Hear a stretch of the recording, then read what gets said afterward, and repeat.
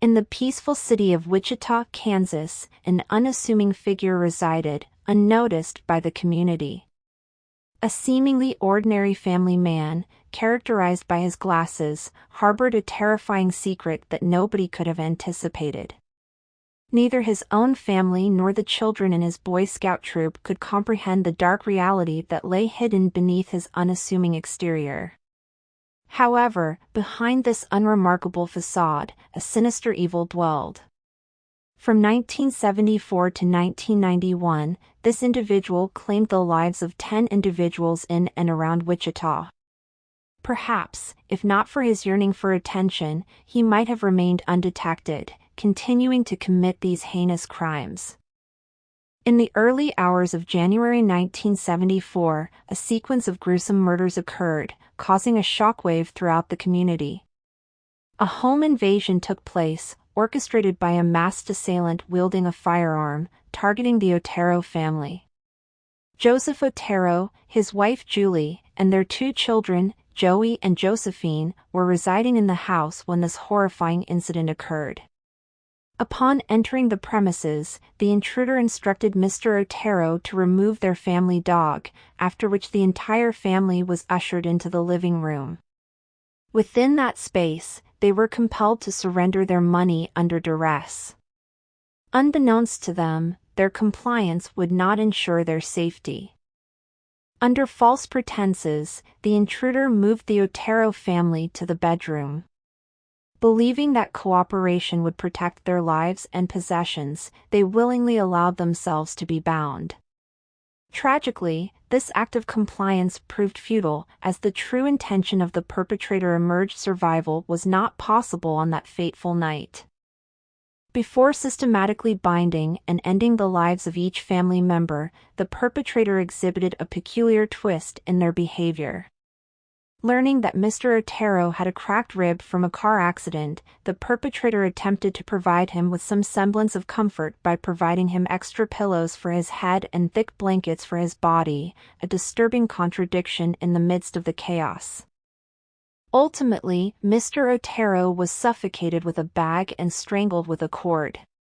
Julie Otero proved more resilient, requiring multiple attempts to strangle as she awakened during the ordeal. It was the first time the intruder strangled anybody with his bare hands. Eventually, the perpetrator succeeded in ending her life, though it took much longer than intended. After dispatching the parents, the assailant turned their attention to 11-year-old Josephine, subjecting her to a strangulation that left her unconscious. The perpetrator then moved on to 9-year-old Joey, leading him to another bedroom, where he was suffocated with a shirt and bag over his head.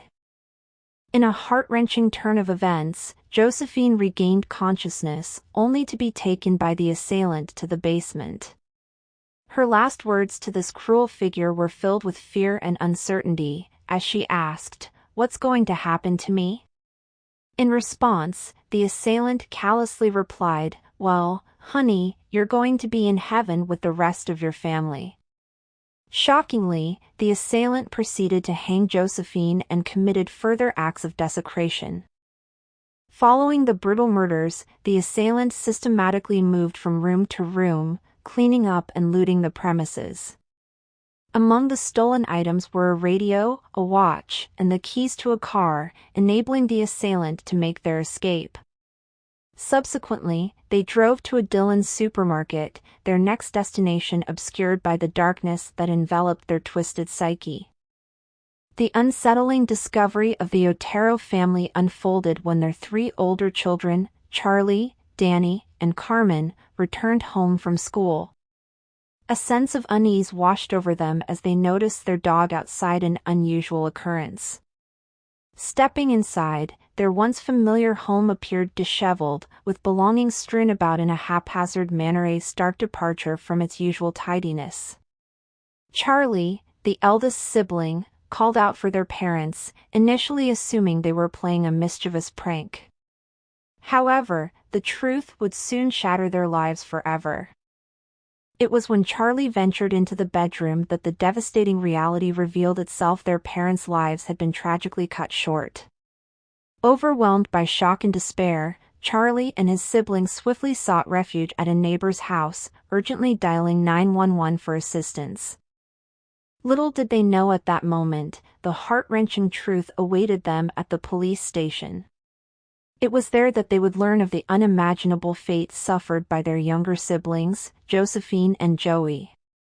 Although burdened by immense grief, a small solace could be found in the fact that they were spared the devastating sight of discovering their siblings' lifeless bodies on that harrowing day.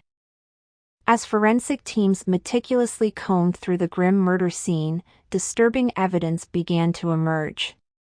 The phone lines were cut to the home. Semen was discovered on a sewer pipe near where young Josephine had been tragically hung, as well as on her leg, though there was no sign of sexual assault. However, in the 1970s, semen analysis provided limited information. Each family member had suffered a similar fate: bound, suffocated, and strangled. Further clues surfaced as investigators unearthed a partial fingerprint on one of the chairs that the perpetrator, whose identity remained undisclosed, had used while observing the victims' torment as they breathed their last breaths. Detectives conjectured that the murders had been premeditated and carefully planned, as the cords used to bind the victims did not originate from within the house but were brought in from elsewhere. Detectives also believe the perpetrator was armed with a gun due to the compliance and binding. Josephine, in particular, appeared to have been the primary target, evident from the state in which she was left partially naked and the presence of semen on and around her. A massive investigation was launched, with interviews conducted and eyewitnesses sought. Some individuals reported sighting the notorious' car driving around during the early morning hours. However, despite these eyewitness statements who reported a darker-skinned individual driving away, none proved fruitful in unmasking the culprit. By all accounts, the initial murders perpetrated by this individual remained disturbingly successful, evading detection and sending shockwaves through the community. It would be a matter of months before the killer would strike again. For these heinous acts only momentarily satisfied their murderous cravings. Yet, the insatiable urge to kill re-emerged, foreshadowing the imminent loss of yet another innocent life. In April 1974, as Catherine and her brother Kevin arrived home, an unexpected and horrifying encounter awaited them: an armed intruder lurking in the shadows of her bedroom, brandishing a gun. Mirroring the chilling tactics employed in the Otero murders, the intruder demanded both money and a means of escape. Under the threat of the gun, Kevin was coerced into subduing his sister by binding her to a chair. He was then forcibly taken to another room, where a struggle ensued as the intruder attempted to strangle him with a cord. Showing remarkable bravery, Kevin fought back against his assailant. Tragically, his valiant resistance met a grim fate as 2 gunshots from a .22 caliber pistol pierced his face. Despite sustaining severe gunshot wounds, Kevin survived and pretended to be dead, lying motionless for a while. Eventually, he seized an opportunity to escape and managed to make his way outside. In a desperate search for help, Kevin flagged down a passing motorist who swiftly rushed him to a nearby hospital. Meanwhile, the intruder returned to Catherine, subjecting her to a savage assault. She endured 3 vicious stab wounds to her abdomen and left side. Unfortunately, this particular endeavor proved to be far from successful for the intruder. The hasty nature of the attack denied him the perverse pleasure of tormenting his victims at leisure. Reluctantly, he resorted to stabbing Catherine in a desperate attempt to eliminate a potential witness, having neglecting wearing a mask this time. When law enforcement arrived, they discovered Catherine in an unconscious state. Despite her immediate transfer to the hospital, she succumbed to her wounds 5 hours later, tragically losing her life. Kevin, who had been present during the assault, provided the police with a description of the assailant. According to Kevin, the attacker was a male, around 25 years old, wearing orange and had a black stocking cap. Detectives speculated that the killer had likely anticipated Catherine's return home alone and had to adjust their plans upon discovering Kevin's presence. Despite the initial leads, the investigation into Catherine Bright's murder gradually grew cold, leaving very few avenues to pursue. The detectives investigating the cases of the Otero family and Catherine Bright did not establish a connection between them, unaware that they were both the work of the same perpetrator. In October 1974, a breakthrough occurred when the police apprehended 3 individuals who confessed to the Otero murders.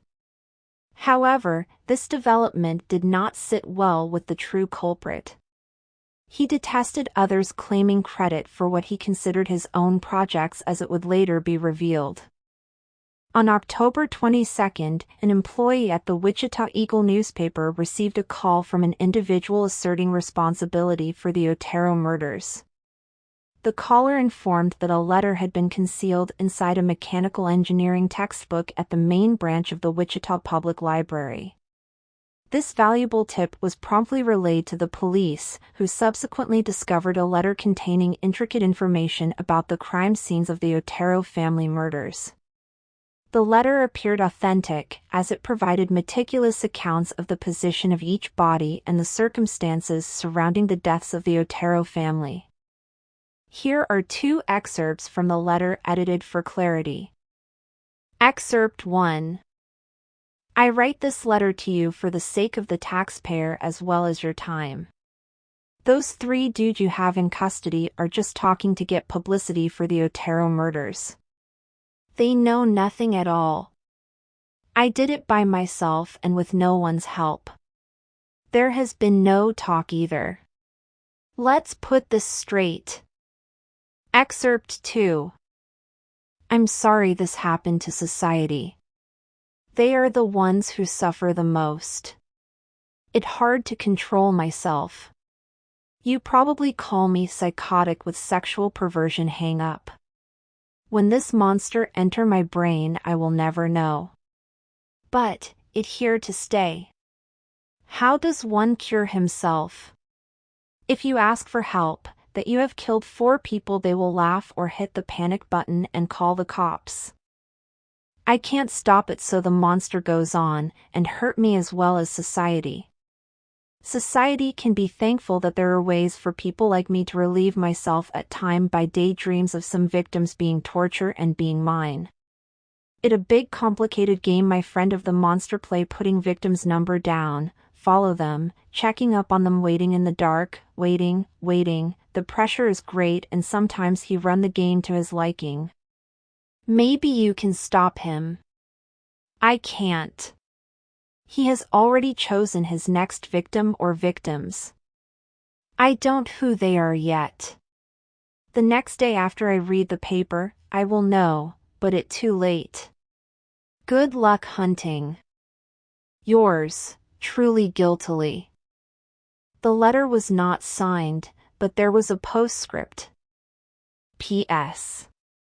Since sex criminals do not change their MO or by nature cannot do so, I will not change mine. The code words for me will be: bind them, torture them, kill them, BTK, you see he added again. They will be on the next victim. In the chilling letter, the killer states there is a monstrous entity residing within their own mind, fueled by an enigmatic force called Factor X. Disturbingly, they ominously promise that more victims will follow. At this stage, the police withheld certain details to avoid triggering false confessions and refrained from publicly declaring the presence of a serial killer on the loose. It was also on this letter that they first encountered BTK's signature that would appear on almost all official BTK correspondence. BTK signed his name in a sexually suggestive way, where the letter B had 2 dots making it shaped to look like woman's breasts, and it was stacked on top of the T and K from top to bottom, where the K would form the woman's genital area. This bit of information was held back and only persons close to the investigation would know of the signature. Thus began a gripping cat-and-mouse game between the police and the now-dubbed BTK Killer. Efforts to investigate individuals who had checked out the textbook proved fruitless, leading authorities to take a bold step.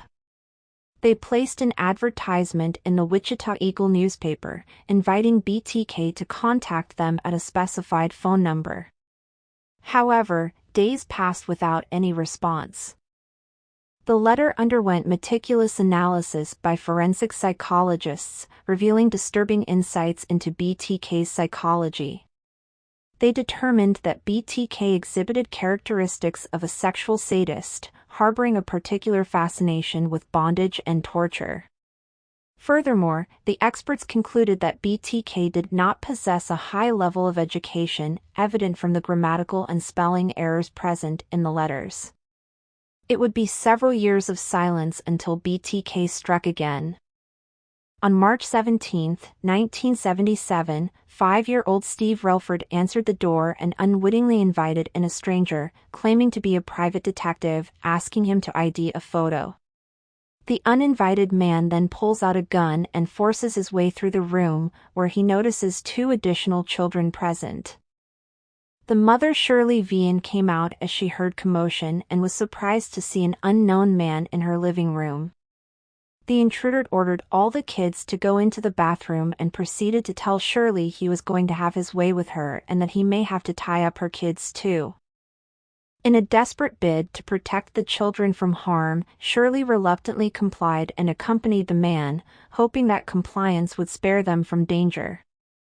As the children's cries filled the air, disturbing the intruder, he opted to confine them in the bathroom, securing the door with a makeshift rope tie.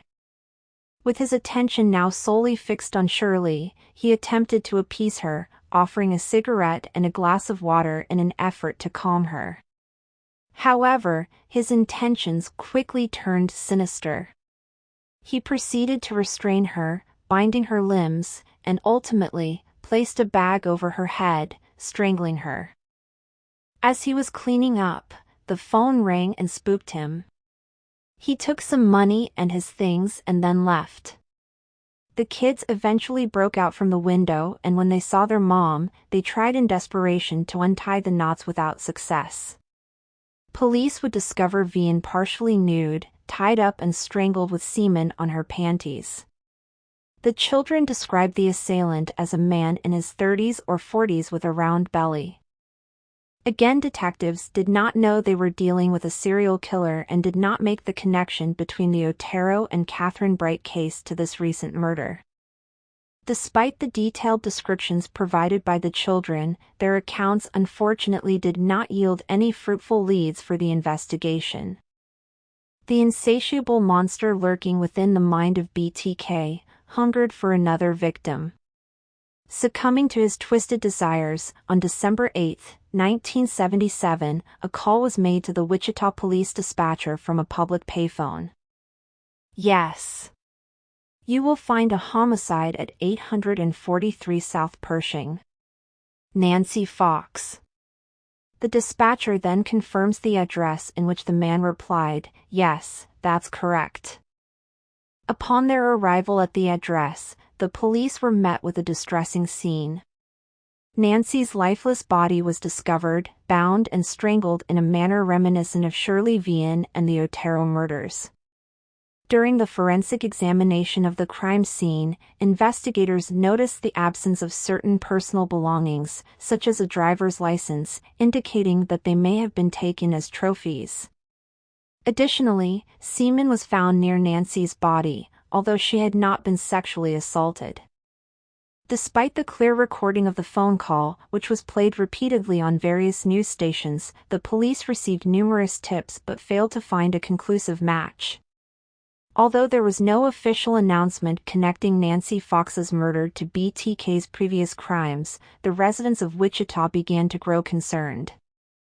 In January 1978, BTK sent a poem to the Wichita Eagle that parroted a nursery rhyme referencing the murder of Shirley Vian.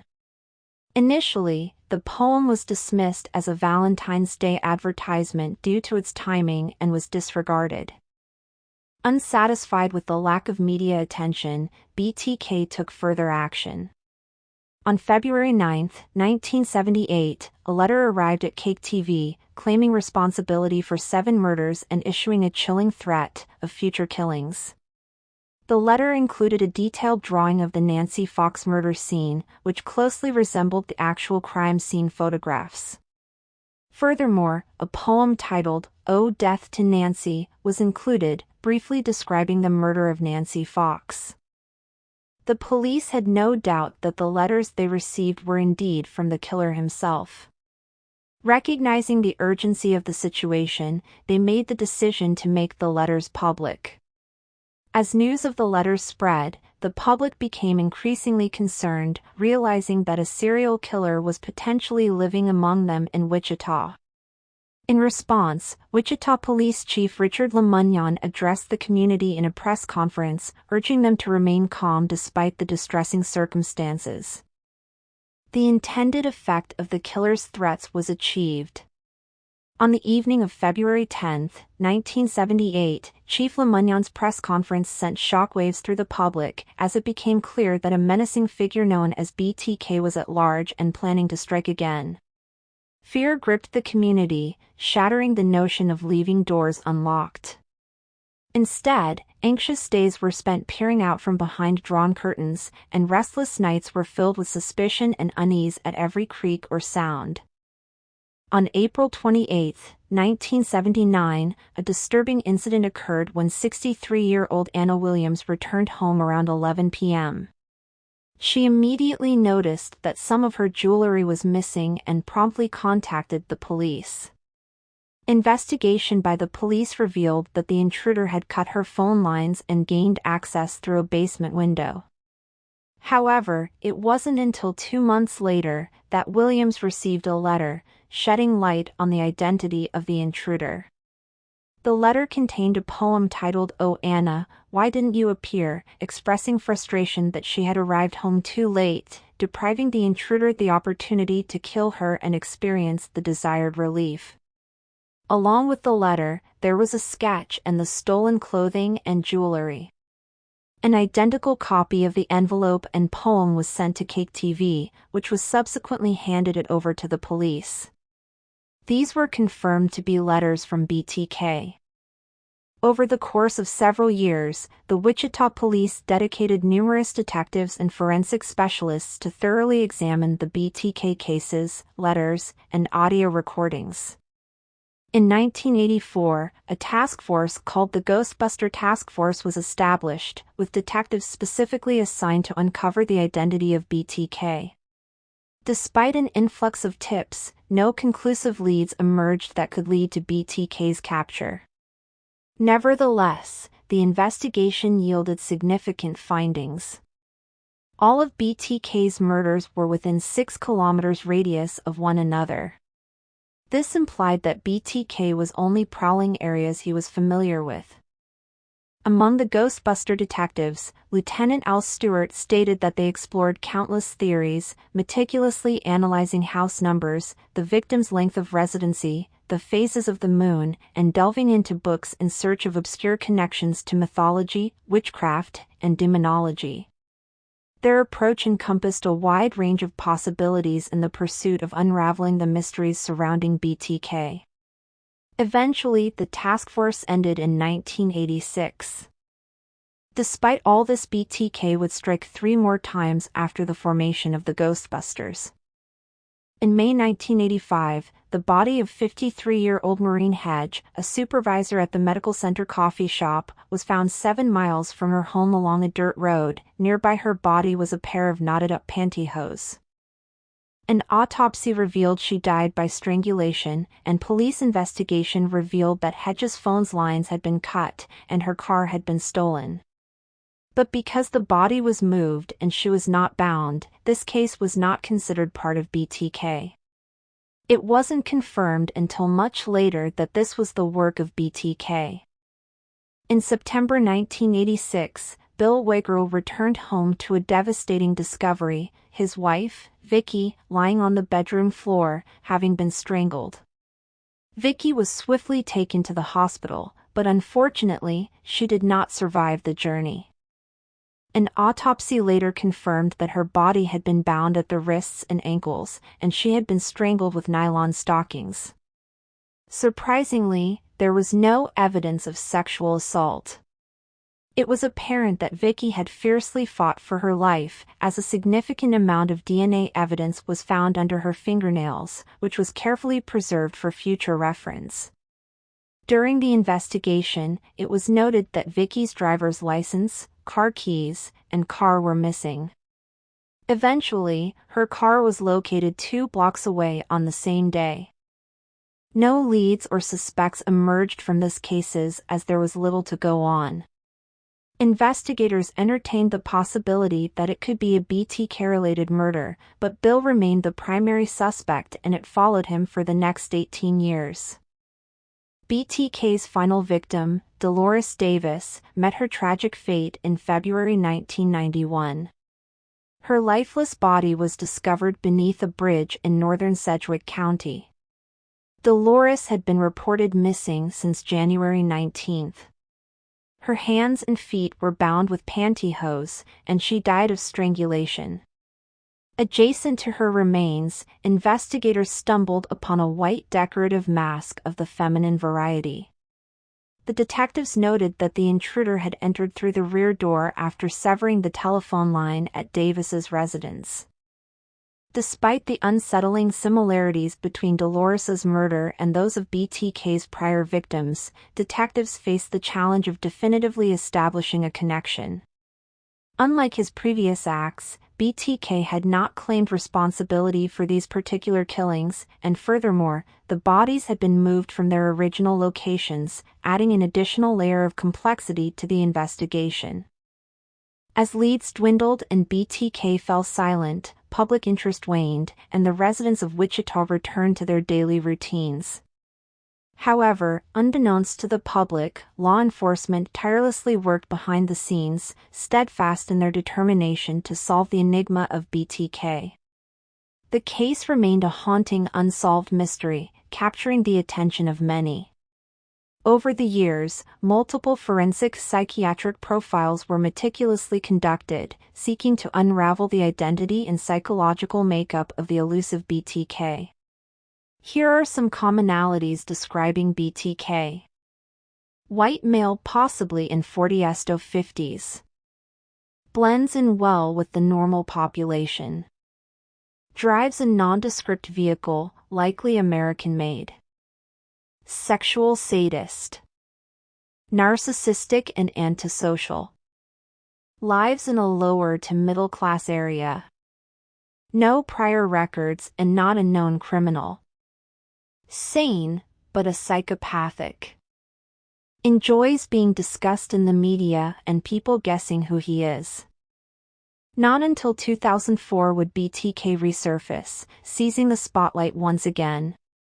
January of that year marked the 30th anniversary of the Otero family slayings, and the Wichita Eagle, in an article speculating on the killer's whereabouts or demise, unknowingly ignited a startling chain of events.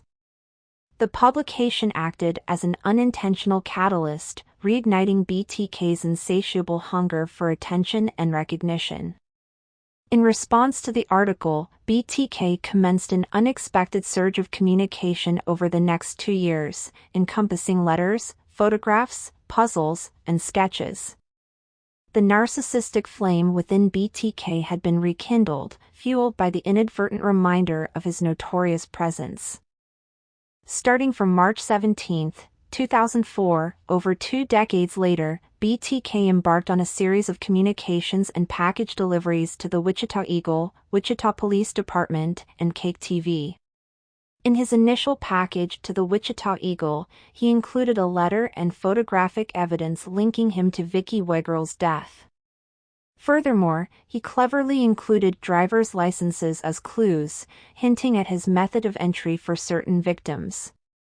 Subsequent packages contained suggested chapter titles for an autobiography of BTK, covering various aspects of his life, murders, and motives. These packages also contained additional photographs, sketches of his crimes, and detailed writings specifically focused on the Otero murders. Additionally, there were objects taken from the murder of Nancy Fox, along with a disturbing representation of her and Josephine Otero in the form of dolls in bondage.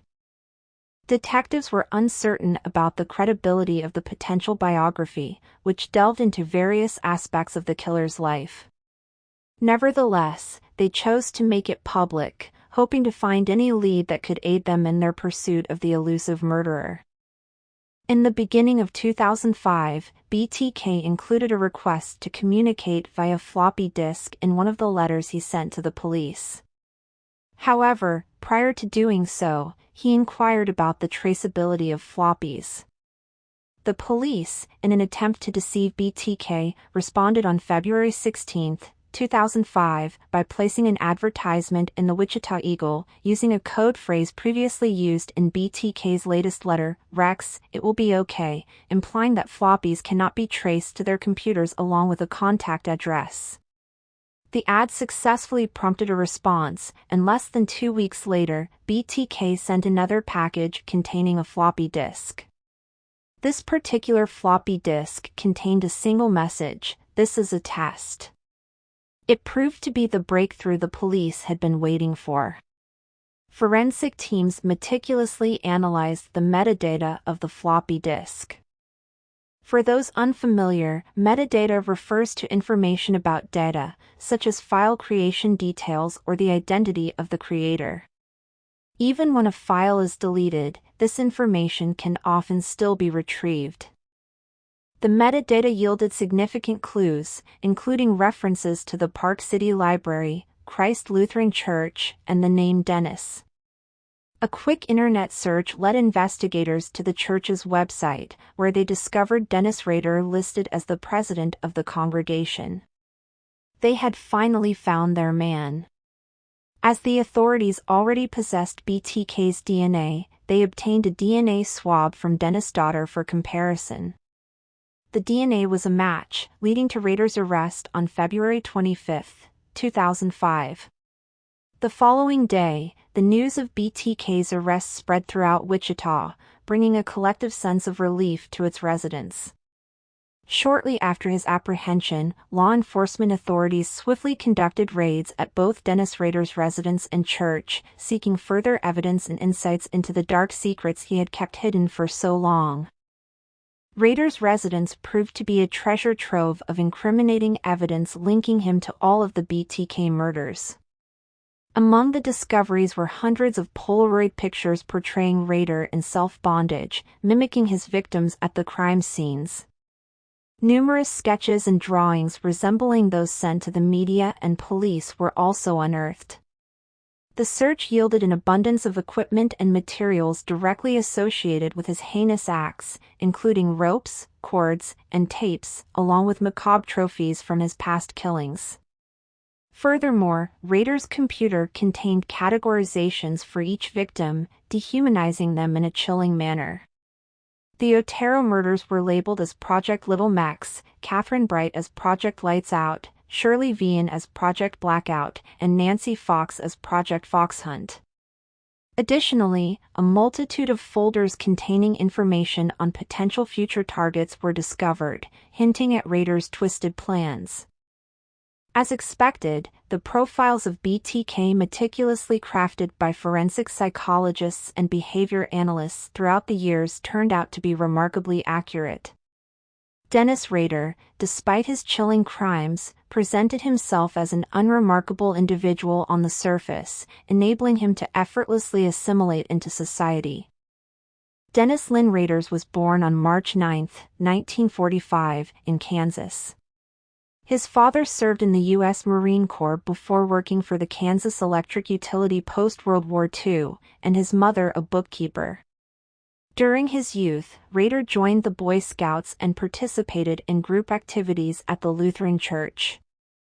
Rader displayed introverted and withdrawn personality traits very early in his childhood, and was a below-average student in school, maintaining a C average. It was during this time that Rader admitted to developing fantasies about domination, bondage, and torture, which had already surfaced while he was still in grade school. Several profilers have assumed there was likely be some childhood event linked to sexual pleasure associated with watching a living creature suffer and die. As a youth, Rader harbored a dark secret. He enjoyed killing cats and dogs by hanging and strangling them. Despite this disturbing behavior, Rader was described as a normal, polite, and well-mannered individual. By the time he reached puberty, he had already developed intense fantasies of tying up and sexually assaulting girls. These fantasies played out like a movie in his mind, and he was determined to see them come to life no matter the cost. Actress Annette Funicello, a Mouseketeer on the original Mickey Mouse Club TV show in the 1950s, was a particular favorite target for his twisted bondage fantasies. During his youth, Rader only engaged in social activities related to his Lutheran church or the Boy Scouts. As a member of the Boy Scouts, he learned the art of tying knots that would later prove useful in binding his victims before killing them. After graduating from Wichita Heights High School in 1963, Rader took a break from his studies and worked at a local grocery store. In the summer of 1966, at the age of 21, he enlisted in the U.S. Air Force. During his time in the Air Force, Rader developed a disturbing habit of peering through window blinds to watch women undress. He also began breaking into homes to steal women's undergarments. Less than a year following his return from the service to Wichita, on May 22, 1971, Rader married a young woman named Paula Dietz and eventually had 2 children. He worked many odd jobs, and in July 1973, he found employment with Cessna, a small aircraft manufacturer, and with Coleman, a camping gear company. In late 1973, Rader was let go by Cessna. He suddenly found himself unemployed. In a bad state of mind, unhappy, and with free time on his hands. He slipped deeper into the dark fantasy world that he had known since childhood, and wanted to know just what it would feel like to strangle a woman with his bare hands until she died. He was obsessed with pornography and liked to daydream. He began to enjoy what he called trolling, which meant driving or walking around certain neighborhoods and school campuses with young women for him to observe and lust over. Dennis stalked women as they shopped alone in grocery stores. He planned to hide in the backseat of their cars and kidnap them at gunpoint. He would focus on a good prospect and then enter into his fantasy of bondage, sex, and murder. Most of his victims were chosen through his trolling, after which he would begin to stalk them and plan their murder. He had also trained himself how to kill and avoid detection and learned to tie knots and nooses. He continued trolling for potential victims and fantasized about bondage and violent acts. It wasn't long before fantasizing wasn't enough, and he decided to target real people. Rader was compelled to act on his obsessive fantasies, which began with the Otero family murders in 1974. Confronted with an immense volume of circumstantial and physical evidence that connected him to every BTK murder, Rader, in June 2005, entered a guilty plea for all 10 counts of murder. In a bone-chilling account, he provided detailed recollections of each crime. It was further revealed that Rader had used false IDs and pretended to be maintenance workers or private detectives to gain entry to some of his victims' home and gain trust.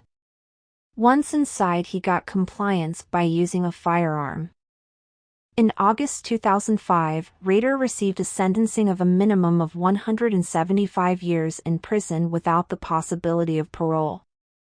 This represented the most severe sentence the judge could impose, as Kansas did not have the death penalty in place. Rader's methodical and horrifying acts of violence had terrorized the community for over 3 decades. Through the diligent work of law enforcement, forensic teams, and the cooperation of the public, a vast array of evidence was gathered, ultimately leading to Rader's identification and apprehension. The case served as a chilling reminder of the darkness that can lurk within seemingly ordinary individuals and highlighted the crucial role that forensic science and behavioral analysis play in solving complex crimes.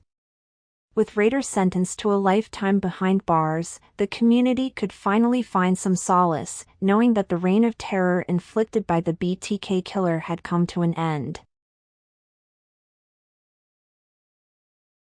Please support me by smashing the like button and subscribing to my channel. Turn on all notifications for new upcoming videos.